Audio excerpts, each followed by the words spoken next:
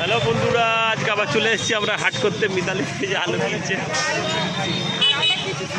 প্রচুর জিনিস কিনেছে মিতালি। কিনেছি বরবটি কিনেছি। আজকে ভুট্টা পেয়েছি, তো একটা ভুট্টা ফ্রি দিয়েছে। দেখো এই ভুট্টাটা, দেখো ফ্রি দিয়েছে মাসি। এটা ফ্রি, এই যে ছাড়া ছাড়া দানাগুলো। তো যাই হোক, বরবটি ভালো আম পেয়েছি। সাগর পেয়েছি, খুব মানে একদম দারুণ গন্ধ, বলো এটা। এই তো এখানে এই যে আম হিমসাগর।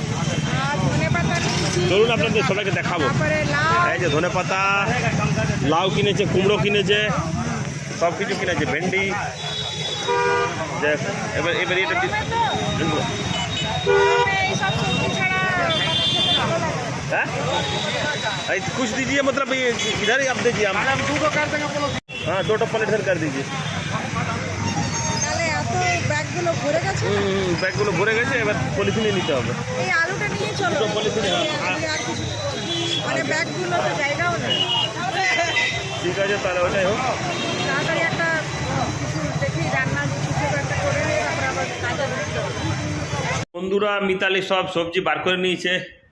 এই যে মিতালি আজকে হাট যে নিজে কিনলো, 2 রকম আম কিনেছে। এই যে একটা, এটা গাছ পাকা আম বললো, হ্যাঁ, আর এটা হলো হিমসাগর বলেছে। আচ্ছা, তো হাটের থেকে কিনেছে। গন্ধটা খুবই সুন্দর লাগলো। বললাম যে এত সুন্দর ইয়েলো ইয়েলো আম, তো এটা খাবো গোটা। আর এটা রাজমিতের জন্য, এই যে রাজমিত খুব পছন্দ করে ভুট্টা। রাজমিত পছন্দ করে তো, রাজমিত খুব ভুট্টা পছন্দ করে। আর এই যে এখানে ভুট্টা কিনেছে। ভুট্টা মানে সিদ্ধ করে দেব আমরা, সেই ভাইজে, তারপরে যখনই পুরি টুরি এসব যাই তখন ওখানে সুইট কর্ন খাই।